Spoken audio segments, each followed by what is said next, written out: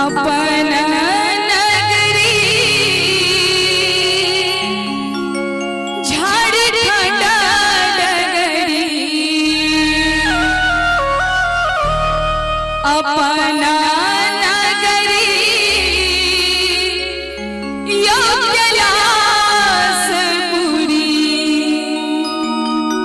और एगो भक्त कहै छथिन महादेव से, यो बाबा यो दानी यो भोला देने चलियो हमरो अपना नगरी।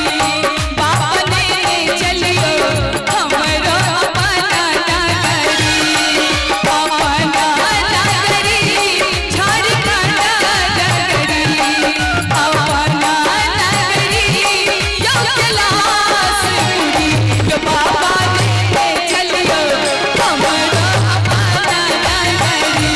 यो दानी देने चलियो हमरो अपना नगरी।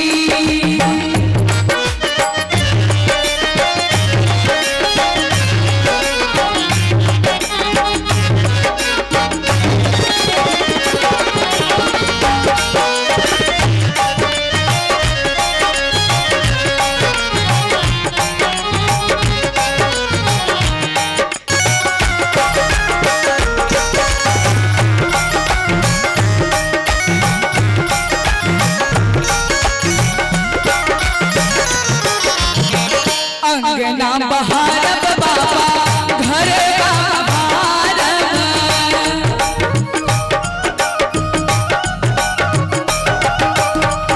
अंगना बहारब बाबा घर का बहारब। अंगना बहारब बाबा घर का बहारब। और बहारब अहाँ के हरि ये बाबा। यो बाबा देने चलियो हमरो अपना नगरी। यो दानी देने चलियो हमरो अपना नगरी।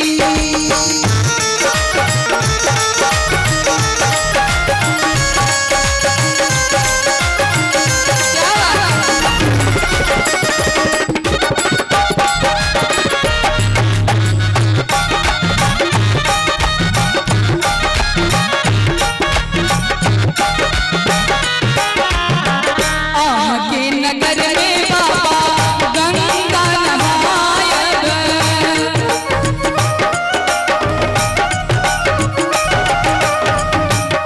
के नगर में बाबा गंगा नहायब। के नगर में बाबा गंगा नहायब। जल भरियाना भरी गगरी। यो बाबा जल भरियाना भरी गगरी। यो बाबा देने चलियो हमरो अपना नगरी। यो दानी देने चलियो हमरो अपना नगरी।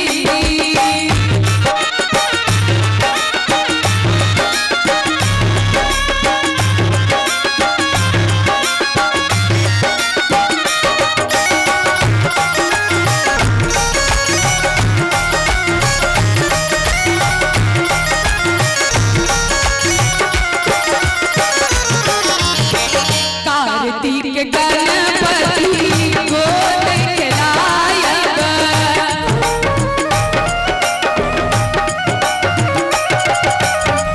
कार्तिक गणपति गोद खेलायब।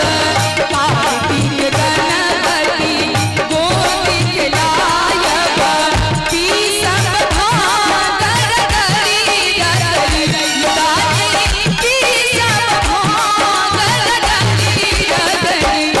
और सब गोटे से आग्रह है जे ताली बजाकर यो बाबा यो दानी यो भोला